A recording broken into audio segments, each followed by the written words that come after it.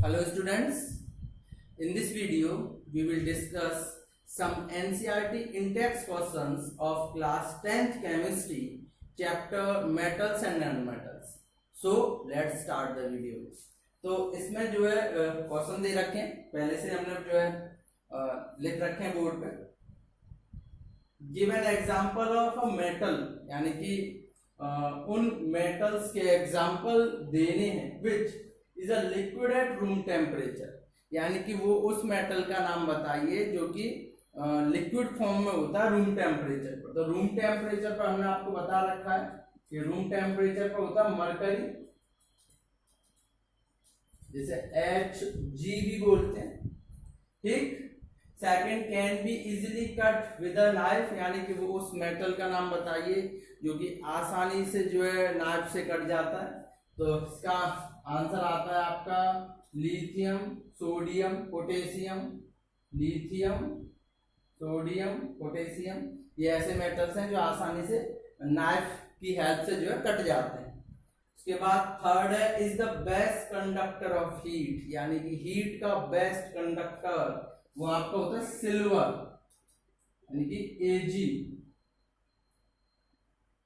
Silver वो metal है जिसे चांदी भी बोलते हैं, जिसमें हीट और इलेक्ट्रिसिटी बहुत ही स्मूथली जो है फ्लो होती है और ये अच्छे कंडक्टर होते हैं. Is the purest conductor of heat, यानी कि हीट का पुरेस्ट कंडक्टर होता है लेड, जिसे हम Pb भी बोलते हैं, लेड या Pb.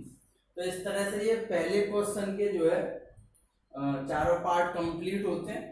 उसके बाद सेकंड क्वेश्चन है explain the meaning of malleable and ductile, यानी कि मेलिएबल और डक्टाइल का अर्थ बताएं. या तो इसका जो है हमने मेलिएबल और डक्टाइल जो प्रॉपर्टीज थी, फिजिकल प्रॉपर्टीज ऑफ मेटल, उसमें बकायदा इसे ढंग से एक्सप्लेन किया है.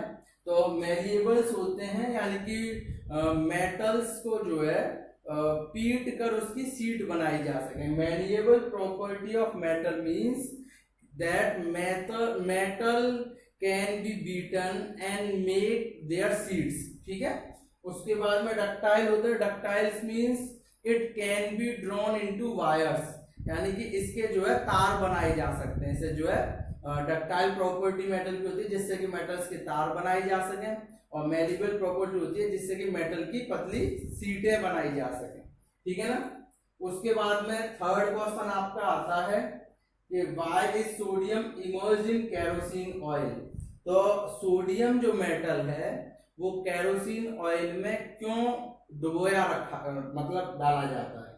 तो इसका सीधा सा रीजन है कि सोडियम बहुत ही हाईली रिएक्टिव मेटल होता है. जो सोडियम है वो हाईली रिएक्टिव मेटल है जो कि अगर नॉर्मली रख दिया जाए तो एयर में प्रेजेंट ऑक्सीजन के साथ रिएक्शन करके सोडियम ऑक्साइड बना लेता है, और एयर में प्रेजेंट मॉइस्चर से रिएक्शन करके वो सोडियम हाइड्रोक्साइड और हाइड्रोजन गैस रिलीज कर देता है. तो कभी कभी सोडियम मेटल के टुकड़े में जो कि आपका नॉर्मली रखा हुआ खुले में, उसमें आग लग जाती है. तो इस एक्सीडेंटल प्रॉब्लम से बचने के लिए जो है सोडियम के टुकड़े को जो है केरोसिन ऑयल में रखा जाता है ताकि वो सीधे एयर के कांटेक्ट में न आए. इसीलिए जो हम सोडियम के टुकड़े को जो है केरोसिन ऑयल में जो है डुबो कर रखते हैं. तो इसे अपनी लैंग्वेज में आप आसानी से इसका आंसर लिख सकते हैं. ठीक है. उसके बाद में आता है right the equation for the reaction of, यानी कि इन जो रिएक्शन दे रखे हैं उसकी इक्वेशन लिखनी है. आयरन विद स्टीम, यानी आयरन की रिएक्शन स्टीम से. तो आयरन की रिएक्शन देखें, हमारे पास में Fe प्लस स्टीम यानी वाटर, इसकी रिएक्शन कराएंगे तो ये बनाएगा Fe3O4, यहाँ 3 का इंटू यहाँ 4 का, और 4H2 हाइड्रोजन गैस यहाँ रिलीज होगी. ये रिएक्शन. उसके बाद calcium and potassium with water, calcium और पोटेशियम की रिएक्शन देनी है वाटर के साथ में. तो कैल्शियम की देखेंगे, कैल्शियम की रिएक्शन वाटर के साथ में, तो ये बनाएगा CaOH का होल ट्वाइस प्लस के H2 और प्लस के हीट, यानी कि कैल्शियम हाइड्रोक्साइड बनाता है, हाइड्रोजन गैस रिलीज होगी और हीट रिलीज होगी. सेम टू सेम पोटेशियम वाली रिएक्शन देख लें, पोटेशियम की यहाँ लिख दे रहे हैं, पोटेशियम प्लस वाटर के साथ रिएक्शन, H2O के साथ रिएक्शन, वही KOH, ठीक है। तो यहाँ पे 2 का इंटू, यहाँ 2KOH प्लस के H2 और प्लस के हीट रिलीज होती है जब भी कैल्शियम या पोटेशियम की रिएक्शन जो है वाटर के साथ में कराते हैं, और पोटेशियम हाइड्रोक्साइड या कैल्शियम हाइड्रोक्साइड KOH या CaOH का होल ट्वाइस ये बनता है, ठीक है ना। तो ये आपके 4 questions of NCERT Intex complete होते हैं। नेक्स्ट देखते हैं, नंबर 5 दे रखा है, sample of 4 metals A, B, C and D were taken and added to the following solutions one by one। यानी कि हमने 4 सैंपल के मेटल ले रखे हैं जो कि इन फॉलोइंग सॉल्यूशंस में जो है डाले जा रहे हैं। The result obtained have been tabulated as follows, और जो रिजल्ट आया वो एज अ लिस्ट के थ्रू यहाँ दे रखा है। जैसे ए दे रखा है, ए की जो है आयरन सल्फेट से कोई रिएक्शन नहीं है, बी को डिस्प्लेस कर देता है, और या मतलब कॉपर सल्फेट को डिस्प्लेस कर देता है, जिंक सल्फेट और सिल्वर नाइट्रेट के साथ रिएक्शन नहीं है।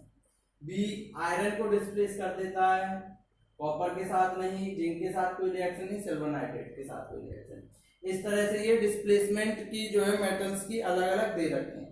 अब आता है question number first, use the table and given the following question answer. Question number first है, which is the most reactive metal, यानी ABCD में कौन ज्यादा रिएक्टिव है। तो ABCD में रिएक्टिव वो ज्यादा माना जाएगा जो इनमें से सबसे ज्यादा रिएक्टिव मेटल को डिस्प्लेस कर देगा। यहाँ पे जो मेटल है, एक तो है आपका आयरन Fe, यहाँ पर है कॉपर Cu, यहाँ है जिंक और यहाँ है सिल्वर Ag, ठीक। अब सबसे रिएक्टिव इसमें मेटल कौन सा है, वो आपको रिएक्टिविटी सीरीज जो हमने आपको चार्ट बना के दिया था उसके साइड में ही हमने आपको जो है highly reactive, moderate reactive, less reactive और लीस्ट रिएक्टिव का एक चार्ट दे रखा था। उसमें आप देखोगे तो उसमें जो है Fe सबसे, मतलब उस सीरीज में देखते हैं तो Fe जो है सबसे ऊपर आता है, Fe कॉपर जिंक और सिल्वर में सबसे रिएक्टिव Fe है, और Fe को डिस्प्लेस कौन कर रहा है, B metal. So which is कौन सा रिएक्टिव सबसे कौन सा मेटल सबसे रिएक्टिव है, वो आपका आंसर आएगा B. B is the most reactive metal given in this table. उसके बाद में सेकंड है, what would you observe when B is added to solution of copper second sulphate, यानी कि अगर बी को कॉपर सेकंड सल्फेट के सॉल्यूशन में डालते हैं तो क्या होगा। तो मेन चीज है कि B is reactive metal as compare to copper, तो वो कॉपर सल्फेट के सॉल्यूशन से कॉपर को डिस्प्लेस कर देगा और उसकी जगह पर वो खुद आ जाएगा। तो आप इस रिएक्शन को ऐसे लिख दें, यहाँ थोड़ा जगह कम है, ऐसे लिख दे रहा हूं मैं, B plus copper sulphate CuSO4 ये हो जाएगा B sulphate plus copper displace हो जाएगा। कॉपर सल्फेट का सॉल्यूशन का जो कलर होता है वो ब्लू कलर हो जाता है, ब्लू कलर होता है, और जब ये इसे डिस्प्लेस कर देगा तो ब्लू कलर फेड हो जाएगा। तो पहले तो आप रिएक्शन लिखोगे B plus copper sulphate plus arrow लगा के BSO4 प्लस Cu, उसके बाद लिखोगे because B is more reactive as compare to copper, so it displays copper from its solution and the blue color of copper sulfate solution will be fade। तो जो blue colour जो copper sulphate के solution का जो blue colour होता है वो जो है फेड पड़ जाएगा, यानी गायब हो जाएगा। उसके बाद में आता है third, arrange the metals ABCD in order of decreasing reactivity. तो वही चीज आती है कि भाई बी तो हमें पता पड़ गया कि सबसे रिएक्टिव बी ही है, बी मेटल सबसे reactive.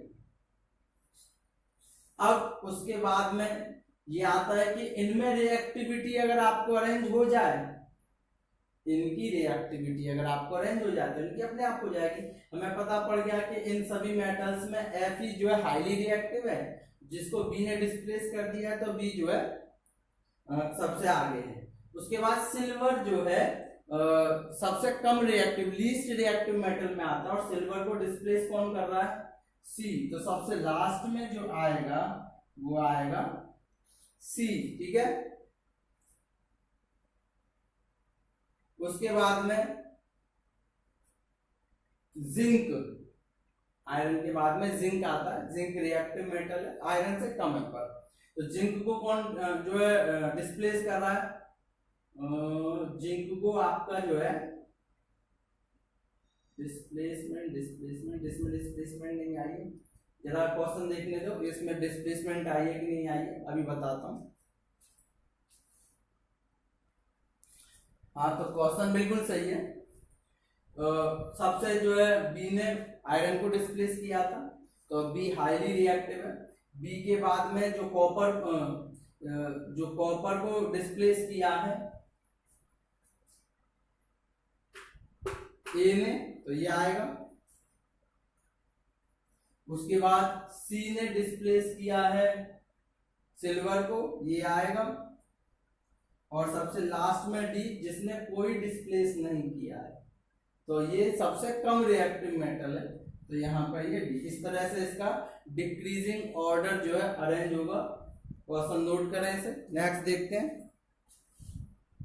Question number 6, which gas is produced when dilute hydrochloric acid is added to reactive metal, यानी कि कोई भी रिएक्टिव मेटल लें और अगर उसमें डाइल्यूट हाइड्रोक्लोरिक एसिड गैस मतलब हाइड्रोक्लोरिक एसिड मिलाते हैं तो कौन सी गैस प्रोड्यूस होती है। Right the chemical reaction when iron react with dilute sulphuric acid, और केमिकल रिएक्शन लिखें जब आयरन डाइल्यूट सल्फ्यूरिक एसिड के साथ रिएक्शन करता है। तो रिएक्शन सीधा सा है, when metals react with acids form metal salt and liberate hydrogen gas. तो कौन सी गैस लिबरेट होगी, हाइड्रोजन गैस लिबरेट होगी। रिएक्शन दोनों की देख लें, जैसे जिंक एक रिएक्टिव मेटल है जिसकी रिएक्शन डाइल्यूट हाइड्रोक्लोरिक एसिड से हो रही है, तो ये बनाएगा जिंक क्लोराइड ZnCl2 और हाइड्रोजन गैस इसमें हो जाएगी लिबरेट, यहाँ ट्वाइस का इनटू कर दीजिए। तो जब भी रिएक्टिव मेटल एसिड से रिएक्शन करते हैं तो मेटल सॉल्ट और हाइड्रोजन गैस लिबरेट करते हैं। दूसरा आयरन का, कि जब आयरन को डाइल्यूट H2SO4 के साथ रिएक्शन कराते हैं तो वही हाइड्रोजन गैस लिबरेट होती है और बनता है आयरन सल्फेट और हाइड्रोजन गैस हो जाती है उसमें से लिबरेट, ठीक है ना। तो कौन सी गैस लिबरेट हो रही है, हाइड्रोजन, और दोनों की केमिकल रिएक्शन ये है। उसके अलावा what would you observe when zinc is added to the solution of iron second sulphate, right a chemical reaction that take place. क्या होगा जब जिंक को आयरन सेकेंड सल्फेट के सॉल्यूशन में डाल दिया जाएगा, तो जिंक को हम डाल रहे हैं FeSO4 सॉल्यूशन में और इसका रिएक्शन दें, तो zinc is more reactive as compare to iron, zinc is more reactive as compare to iron, so zinc displace iron from its solution. तो ये इसे डिस्प्लेस करके Fe को तो कर देगा अलग और हो जाएगा खुद जिंक सल्फेट। यही आपको लिखना है, because in reactivity series zinc is more reactive as compare to iron, so zinc displace iron from its sulphate solution, ठीक है ना। तो ये आपका क्वेश्चन नंबर 6 और 7 कंप्लीट होता है। नेक्स्ट देखते हैं। उसके बाद question number 8, right electron dot structure for sodium oxygen and magnesium. तो इसका आंसर देखेंगे। आंसर नंबर फर्स्ट सोडियम का, तो सोडियम का एटॉमिक नंबर होता है 11 और इसका इलेक्ट्रॉनिक कॉन्फ़िगरेशन 281। तो आउटर मोस्ट इलेक्ट्रॉन केवल एक ही है, तो आप इसे इलेक्ट्रॉन डॉट स्ट्रक्चर में डॉट से या फिर क्रॉस से जो आप रिप्रेजेंट कर सकते हैं। दूसरा हमारा था ऑक्सीजन का, सेकंड में ऑक्सीजन आता 8 2 6, तो ऑक्सीजन का आप लिखोगे O के साथ में 1 2 3 4 5 6, या फिर ऐसे भी लिख सकते हो 1 2 3 4 5 और 6, ठीक। उसके बाद थर्ड था आपका मैग्नीशियम का, मैग्नीशियम का एटॉमिक नंबर आता है 12। आपको एटॉमिक नंबर एलिमेंट्स के याद होने चाहिए, और इसका हो जाएगा 282, तो इसे आप रिप्रेजेंट करोगे Mg 1 और 1 2 या फिर Mg 2 क्रॉस लगा के। इस तरह से आपका फर्स्ट क्वेश्चन कंप्लीट होता है, जिसमें सोडियम, ऑक्सीजन और मैग्नीशियम का डॉट स्ट्रक्चर था। उसके बाद देखते हैं सेकंड, इसे मैं डाल रहा हूं।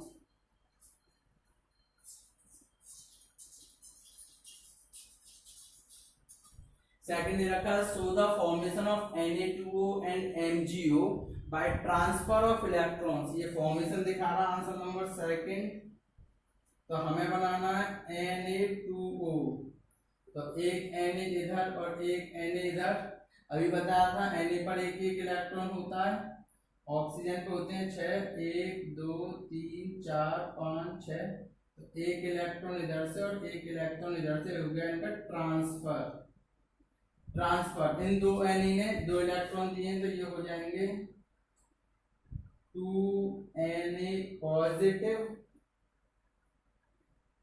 ठीक है। और ऑक्सीजन ने 2 इलेक्ट्रॉन लिए हैं, तो ऑक्सीजन को आप ऐसे दिखा सकते हो 1 2 3 4 5 6 और 2 इसके ऑक्सीजन के यहाँ पे नेगेटिव, 2 नेगेटिव या नेगेटिव, इस तरह से इसे यहाँ दिखा दीजिए।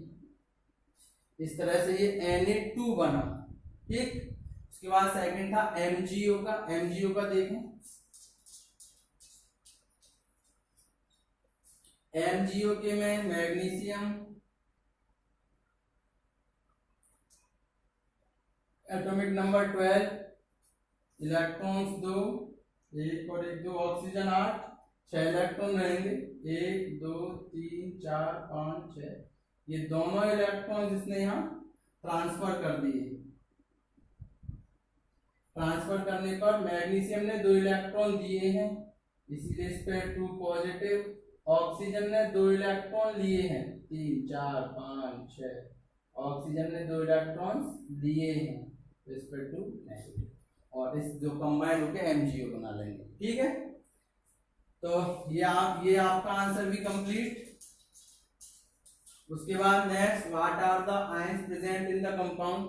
तो आयंस कौन कौन से थे, एक तो था आपका आंसर नंबर थर्ड में, एक तो था Na 2Na पॉजिटिव आयन था, एक था ऑक्सीजन डबल नेगेटिव, एक Mg2 पॉजिटिव और एक वही ऑक्सीजन डबल नेगेटिव वाला। तो ये 3 आयन थे इस पूरे कंपाउंड में, ठीक है।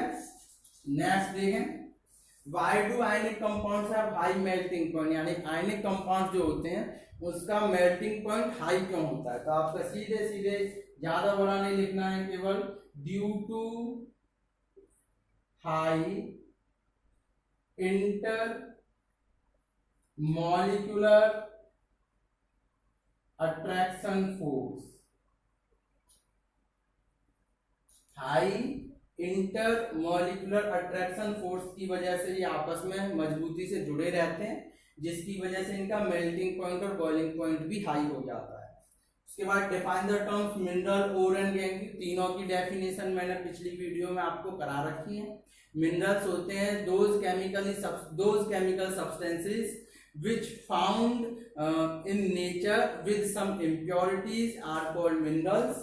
Ores, those minerals from which metals can be extracted conveniently and economically are called ores. And gangue होता है यानी कि metals की impurities, the earthy rocky substances which found in ore या which found in minerals are called गैंग्यू। तो तीनों की definition मैंने पिछली वीडियोस में करा रखी है, आप देख लें।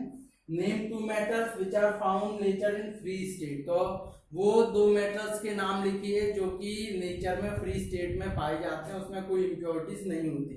तो वो मेटल होते हैं आपके लीस्ट रिएक्टिव मेटल, जो आपके तीन है, एक आपका सिल्वर Ag, दूसरा गोल्ड Au और तीसरा प्लेटिनम Pg।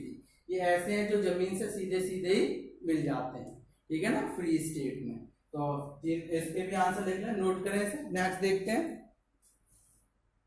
नेक्स्ट क्वेश्चन है what chemical process is used for obtaining a metal from its oxide, यानी कि कौन सी प्रोसेस हम यूज करते हैं मेटल ऑक्साइड से मेटल गेन करने के लिए।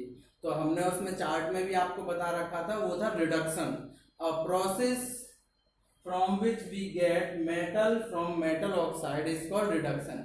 रिडक्शन होता है सम सुटेबल जो है एलिमेंट्स के साथ या सम सुटेबल कंपाउंड्स के साथ में, जिसकी वजह से जो मेटल ऑक्साइड से ऑक्सीजन हटके वो जो है इम्प्योर मेटल जो है प्राप्त हो जाता है। जैसे हमने बताए थे कार्बन मोनोऑक्साइड, एल्यूमिनियम, तो जैसे हमारे पास में जिंक ऑक्साइड, इसकी कार्बन से रिएक्शन, तो ये हो जाएगा, ये रिडक्शन है। या फिर ZnO plus CO carbon monoxide से रिएक्शन कराते हैं Zn प्लस CO2, ये भी रिडक्शन प्रोसेस है। तो आपको केवल डालना है रिडक्शन और उसके बाद में फॉर एग्जांपल में ये लिख सकते हैं। उसके बाद 13 क्वेश्चन है metallic oxides of zinc, magnesium and copper were heated with the following metals, in which case will you find displacement reaction, यानी कि किस केस में आप डिस्प्लेसमेंट रिएक्शन फाइंड करोगे। तो जैसे जिंक ऑक्साइड की रिएक्शन है, यही दे दे रहा हूं, ये जिंक ऑक्साइड है, जिंक से तो होगी नहीं, मैग्नीशियम से करते हैं। तो यहाँ मेन चीज आपको रिएक्टिविटी सीरीज याद होनी चाहिए, जो हमने जो चार्ट के बगल में जो एलिमेंट्स की सीरीज दे रखी थी वो आपको याद होनी चाहिए।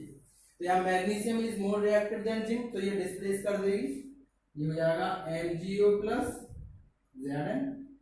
अगर जिंक ऑक्साइड की कॉपर से रिएक्शन करते हैं तो कॉपर रिएक्टिव नहीं है, रिएक्शन नहीं होगी। मैग्नीशियम के लिए लेते हैं, मैग्नीशियम ऑक्साइड की जिंक से रिएक्शन, डिस्प्लेसमेंट नहीं होगी क्योंकि zinc is more reactive, magnesium is more reactive, zinc come reactive. अगर मैग्नीशियम ऑक्साइड की कॉपर के साथ रिएक्शन करते हैं तो ये भी नहीं होगी। कॉपर ऑक्साइड की जिंक के साथ करते हैं तो zinc is more reactive, displace कर देगा कॉपर को। अगर कॉपर ऑक्साइड को मैग्नीशियम के साथ रिएक्शन करते हैं तो ये भी रिएक्टिव है, डिस्प्लेस कर देगा। तो इस तरह से इसकी दो रिएक्शन, इसकी दो रिएक्शन और इसकी दो रिएक्शन नोट करें इसे। ये लास्ट दो क्वेश्चन है इंटेक्स क्वेश्चन के, विच मेटल्स डू नॉट कोरोड, यानी कि कौन से मेटल्स कोरोजन में नहीं होते। तो least reactive metals not corrode, तो लीस्ट रिएक्टिव मेटल्स कौन कौन से हैं? लीस्ट रिएक्टिव मेटल्स हैं आपका सिल्वर, गोल्ड, Ag, Au और Pt। ये मेटल्स हैं जो कि कोरोड नहीं होते नेचर में, मतलब इन्हें जंग नहीं लगती। उसके बाद था व्हाट आर एलॉयज, एलॉयज क्या होते हैं? तो एलॉयज की डेफिनेशन हम करा चुके हैं, the homogeneous mixture of metals and metals और non metals are called alloys, यानी कि होमोजेनियस मिक्सचर मेटल का या मेटल और नॉन मेटल का, वो एलॉयज होते हैं। इस तरह से आपके जो ये सभी इंटेक्स क्वेश्चन आपकी नोटबुक के कंप्लीट होते हैं। नेक्स्ट वीडियो में जो एनसीईआरटी एक्सरसाइज सॉल्व करेंगे, तब तक के लिए गुड बाय।